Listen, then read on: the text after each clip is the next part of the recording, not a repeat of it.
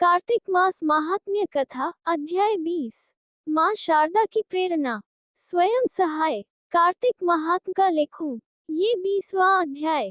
अब राजा पृथु ने पूछा कि देवर्षि नारद, इसके बाद युद्ध में क्या हुआ तथा वह दैत्य जलंधर किस प्रकार मारा गया, कृपया मुझे वह कथा सुनाइए। नारद जी बोले, जब गिरिजा वहां से अदृश्य हो गई और गंधर्वी माया भी विलीन हो गई, तब भगवान वृषभध्वज चैतन्य हो गए। उन्होंने लौकिकता व्यक्त करते हुए बड़ा क्रोध किया और विस्मित मना जलंधर से युद्ध करने लगे। जलंधर शंकर के बाणों को काटने लगा, परंतु जब काट न सका तब उसने उन्हें मोहित करने के लिए माया की पार्वती का निर्माण कर अपने रथ पर बांध लिया। तब अपनी प्रिया पार्वती को इस प्रकार कष्ट में पड़ा देख लौकिक लीला दिखाते हुए शंकर जी व्याकुल हो गए। शंकर जी ने भयंकर रौद्र रूप धारण कर लिया। अब उनके रौद्र रूप को देख कोई भी दैत्य उनके सामने खड़ा होने में समर्थ न हो सका और सब भागने छिपने लगे। यहाँ तक कि शुंभ निशुंभ भी समर्थ न हो सके।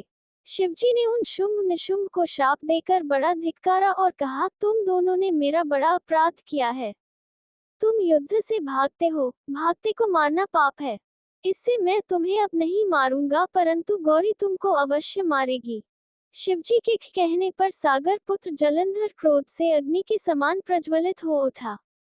उसने शिवजी पर घोर बाण बरसाकर धरती पर अंधकार कर दिया। तब उस दैत्य की चेष्टा देखकर शंकर जी बड़े क्रोधित हुए तथा उन्होंने अपने चरणांगुष्ठ से बनाए हुए सुदर्शन चक्र को चलाकर उसका सिर काट लिया। एक प्रचंड शब्द के साथ उसका सिर पृथ्वी पर गिर पड़ा और अंजन पर्वत के समान उसके शरीर के दो खंड हो गए। उसके रुधिर से संग्राम भूमि व्याप्त हो गई।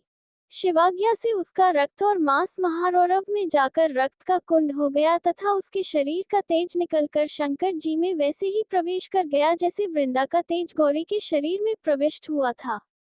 जलंधर को मरा देख देवता और सब गंधर्व प्रसन्न हो गए।